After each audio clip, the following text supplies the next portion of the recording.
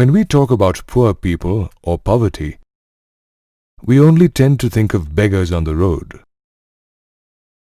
However, all people who are poor are not beggars. Poor people could be laborers, landless farm workers, daily wage earners, and children working at roadside food joints and tea stalls. Before we proceed, let us look at a definition of poverty. Poverty can be defined as the lack of common things like food, clothing, shelter, safe drinking water, medical care, and education, which determine the quality of life. Poverty is a worldwide challenge. However, the problem is more severe in India. Nearly 25% of our entire population lives in poverty. This means India has around 26 crore poor people, which is the largest for any country in the world. Not all people living in cities are rich, and not all people living in villages are poor. Poverty exists in both urban and rural India. There are certain things that are common in the life of poor people in urban and rural India. These include hunger and malnutrition, lack of proper housing and shelter. They cannot get health care in case of illness, and have no regular job and income.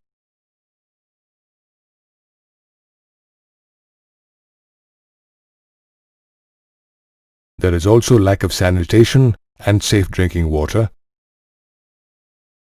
There is no education for children who often work as child laborers. There is hopelessness about life and ill treatment from others who are better off. Mahatma Gandhi devoted his life to India's poor. He said poverty is the worst form of violence. He insisted that true independence for India will come only when its poorest people become free of suffering. Social scientists use different types of indicators to understand poverty. The most commonly used indicators relate to the levels of income of people and their consumption of goods. Now, poverty is also observed using other social indicators like lack of education, health care, sanitation, and safe drinking water. Social scientists these days are concerned about the concepts of social exclusion and vulnerability associated with poverty. Let us study these concepts in detail. The concept of social exclusion states that poor people have to live in poor surroundings, excluded from neighborhoods of people who are better off. Social exclusion can be both an effect and a cause of poverty. A person may be forced to live in poor surroundings because he or she is poor.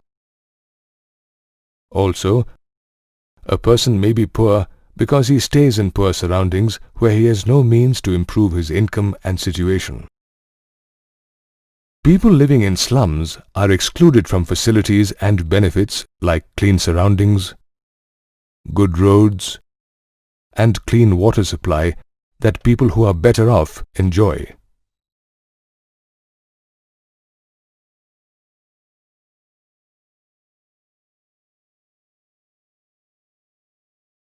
Social exclusion excludes people from equal opportunities of education, health care, employment, and general quality of life.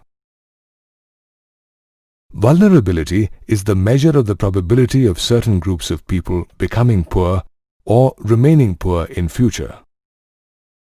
Vulnerability is determined by the availability of options for employment, education, and health care, etc.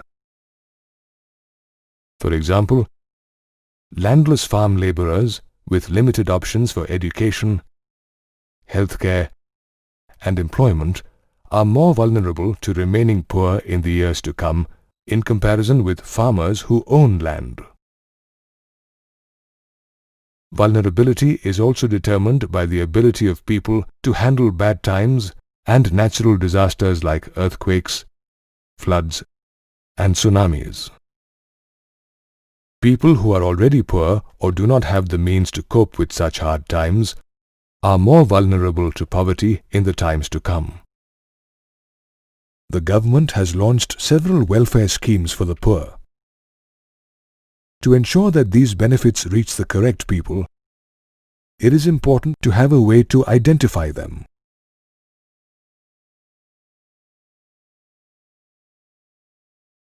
The poverty line is a commonly used way to identify the poor.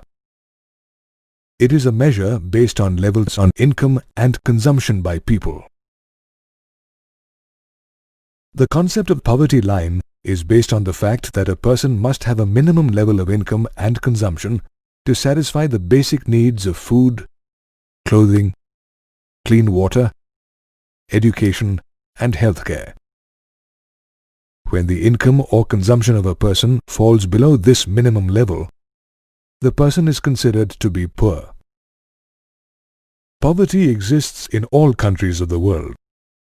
However, the minimum levels of requirement to determine the poverty line are different in different countries.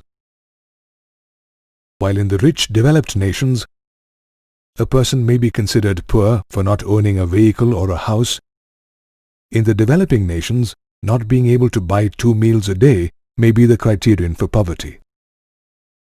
In India, the determination of the poverty line takes into consideration the minimum requirements of food, clothing, footwear, fuel, power, education, and healthcare for the subsistence of an individual. Food consists of many different types of items. So, how does one decide what is the minimum requirement of food? This is done by taking the minimum calorie requirement into consideration. In India, the minimum daily requirement is fixed at 2,400 calories per person in rural areas and 2,100 calories per person in urban areas. The difference in the daily calorie requirement in rural and urban areas is because people in rural areas do more physical labor and, therefore, need more calories. The cost of each item in the minimum requirements of food, clothing, footwear, fuel, power, education, and healthcare is added up to find the minimum income required for a person to survive. In the year 2000, the monthly poverty line income was fixed at 328 rupees per person in rural areas and 454 rupees per person in urban areas. Note that though the calorie requirement for the people in rural areas is more, their poverty line income is less than the people in urban areas. This is because things are usually less expensive in villages than in big towns and cities. Also note that the poverty line income is fixed on a per-person basis. Thus, to find the poverty line for a family, this monthly income is multiplied by the number of members in the family.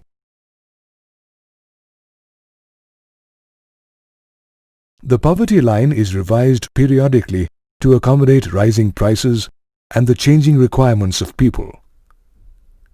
This work is done through nationwide surveys conducted by the National Sample Survey Organization. Poverty line income is different in different countries.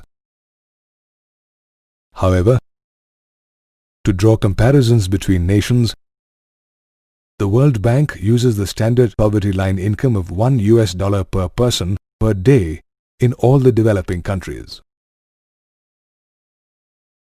The graph here shows the change in the percentage of population living under the poverty line in India from 1973 to 2000. the percentages have come down. Yet, the percentage of poor in rural areas continues to be higher than in urban areas. Here's another graph that shows the number of poor people living under the poverty line in India for the period 1973 to 2000. Observe that though the combined poverty ratio came down from 54.9 to 36% between 1973 and 1994, the total number of poor people in India remained almost unchanged. This is due to the poor economic growth in addition to the rise in India's population during the period. Some groups and communities are more vulnerable to poverty than others. Some of the groups most vulnerable to poverty are people belonging to the scheduled castes and tribes, casual laborers in urban areas, and landless farm laborers in rural areas. The graph here shows that 51 people out of every 100 people belonging to the scheduled tribes live below the poverty line. Similarly, 50 out of every 100 casual laborers in urban areas are poor. This figure is 47 and 43 for farm laborers and people belonging to the scheduled castes, respectively.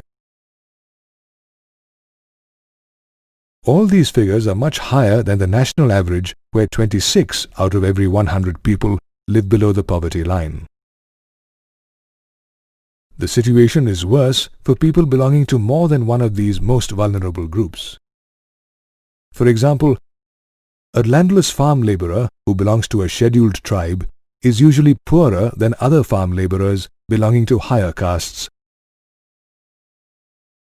The scheduled tribes continue to be the most vulnerable group, as studies show no decline in the poverty of these people.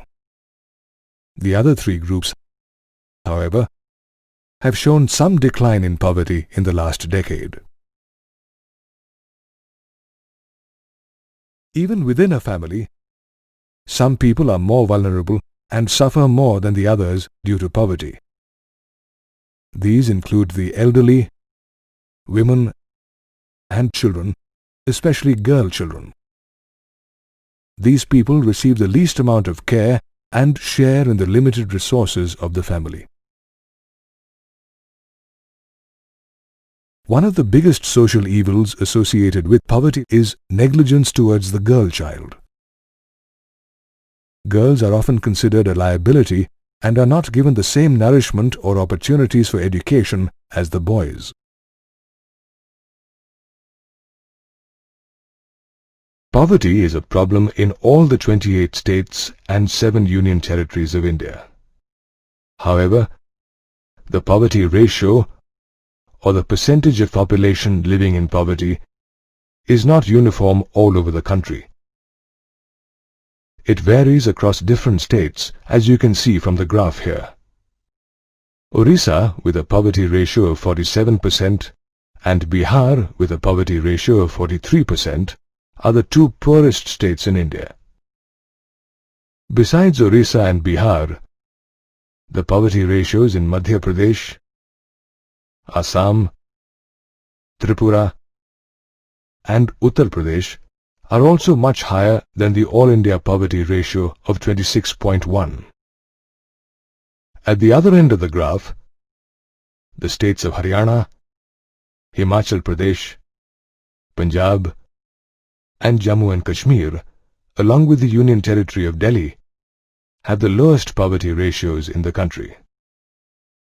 Since the 1970s, there has been a general decline in the poverty ratios for all states in India. Here again, some states have done better than the others. In comparison with the poverty levels in the 1970s, the states that have shown the most significant decline in poverty are Jammu and Kashmir, Punjab, Haryana, Gujarat, West Bengal, Andhra Pradesh, Tamil Nadu, and Kerala. The decline in poverty in Punjab and Haryana was driven by high agricultural growth rates after the Green Revolution in India. In West Bengal, the decline in poverty is associated with land reforms that aimed to improve the condition of small farmers and agricultural workers. In the states of Andhra Pradesh and Tamil Nadu, a well-implemented public distribution system of food grains is the likely cause of the decline in poverty. Kerala has the highest literacy rate in India for both its male and female population. This focus on education and training and development of human resources has led to the decline in poverty in Kerala. Thus, we see that a high agricultural growth rate, land reforms, good public distribution system, and focus on education and training are some of the ways that poverty has been successfully reduced in India. Poverty is a global problem. However, its severity is different in different regions of the world. In this module, we will discuss comparative poverty ratios in different parts of the world with reference to the World Bank Standard of Poverty that includes all people living under $1 per person per day.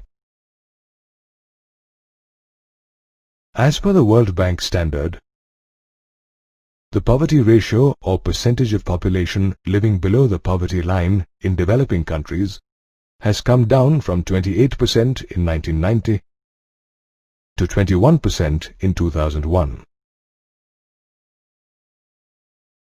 The graph here shows the change in the percentage of people living under $1 a day in different regions of the world. As you can see, poverty has declined in most regions of the world like China, East Asia and Pacific, South Asia, Latin America, and the Caribbean. However, the decline in poverty has been more rapid in some regions than others. For example, poverty in China and East Asia and Pacific regions has declined more rapidly than in South Asia. The rapid decline in poverty in China, East Asia and Pacific is associated with rapid economic growth and huge investments in human resource development in these regions. This economic growth was not matched by South Asian countries, and therefore, the decline in poverty has not been so rapid there. The situation is very different in sub-Saharan Africa, where the poverty ratio has actually risen from 41% in 1981 to 46% in 2001. Poverty has reappeared in some former socialist countries like Russia, where officially there was no poverty before. This graph shows the actual number of people in millions living under $1 per day in different regions of the world. The number of people living in poverty in China came down from 606 million in 1981 to 212 million in 2001. In comparison, the decrease in the number of people living in poverty in South Asia was marginal, from 475 million in 1981 to 428 million in 2001. Here is another graph showing the comparison of poverty ratios of a few countries based on the World Bank Standard of Poverty. Note that the poverty ratio for India as per the World Bank Standard appears higher than our national estimate of 26%, which is based on the Indian government's definition of the poverty line. Global leaders expressed their commitment to reduce poverty in the United Nations Millennium Summit held in September 2002. leaders from 189 countries signed a declaration pledging to reduce the number of people living below $1 a day to half of its 1990 figure by 2015. As per our national estimates, 26% of the population in India lives in poverty. Applying the World Bank standard, this figure goes up to around 35%. These figures are quite high considering the huge population of India. This brings us to the question, what are the main causes of poverty in India? During the colonial rule, the British suppressed local Indian handicrafts and industries. This led to a low economic growth and spread poverty in India. The slow economic growth, in combination with scarcity of jobs and population explosion in India, further worsened the poverty situation. Post-independence, the Green Revolution and the Industrial Revolution created many job opportunities in India. However, these were not enough to provide employment to all job seekers. Thus, unemployment also contributed to poverty in India. The people migrating from villages to cities in search of better employment usually got engaged in jobs of casual labor.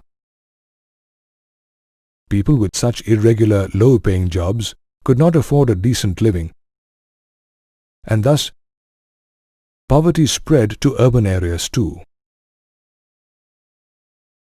Despite many government policies like land reforms, there is unequal distribution of resources in our society. A small number of wealthy people have control over large shares of resources, while a large number of people who have fewer resources live in poverty. Poor people often need to borrow money for marriages and religious ceremonies. Small farmers take loans to buy seeds and fertilizers every cropping season. This debt is usually taken from money lenders at high rates of interest and is a major reason for poverty in rural areas. Thus, the main causes of poverty in India are low economic growth during the colonial rule, population explosion, lack of job opportunities, irregular low-paying employment, inequitable distribution of resources, and indebtedness. Anti-poverty measures taken by the Indian government are based on two main objectives: increasing economic growth in the country and launching anti-poverty programs for specific groups of people. Economic growth provides more resources and opportunities for human resource development like education, training, and healthcare. All this results in reduction of poverty. This graph clearly shows the link between the increase in the growth rate of the economy and the decrease in the poverty ratio in India. However, economic growth plays only a limited role in the reduction of poverty. This is because the benefits of economic growth do not reach the poor directly. As a result, the growth in the agricultural sector, which employs the largest number of people in India, has been much below expectation. The Government of India has launched several anti-poverty programs for specific groups of people. Let us learn more about some of them aimed at reducing rural poverty. A lasting solution to poverty is to enable the poor to become self-reliant. This is why several government schemes like the Prime Minister Rozgar Yojana, Rural Employment Guarantee Program, and Swarna Jayanti Gram Swarozgar Yojana are aimed at generating self-employment opportunities in rural areas.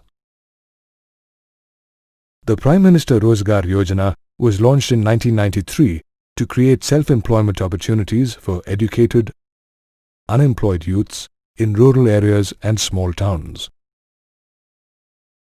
This program assists such people in setting up small industries and business.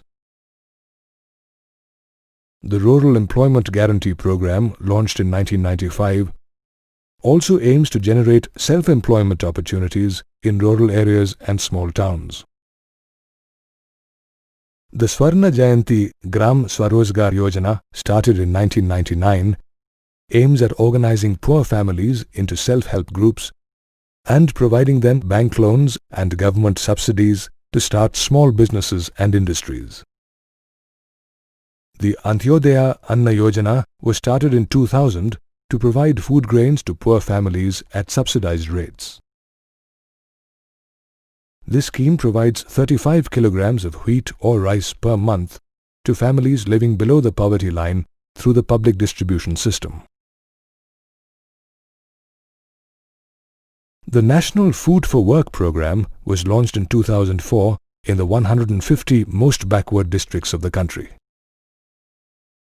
This program provides employment to all unskilled people willing to do manual labor in return for wages in the form of food grains. The National Rural Employment Guarantee Act was passed in 2005. This act provides assured employment of 100 days per year to every household in rural areas. 1/3 of these jobs are reserved for women. A person not provided employment within 15 days of registering under the National Rural Employment Guarantee Act is entitled to a daily unemployment allowance. The central and state governments have set up national and state employment guarantee funds for this purpose. Though the anti-poverty programs have benefited many, the overlapping of schemes and poor monitoring and implementation have prevented the benefits from reaching all the deserving poor. The traditional definition associates poverty only with the lack of income, food or clothing. This definition is now changing. Today, social scientists talk of human poverty that extends beyond the traditional definition of poverty to include lack of housing, education, healthcare, job security, and lack of equal opportunities or dignity due to discrimination based on caste, color, or gender. Providing minimum necessary income is comparatively easy.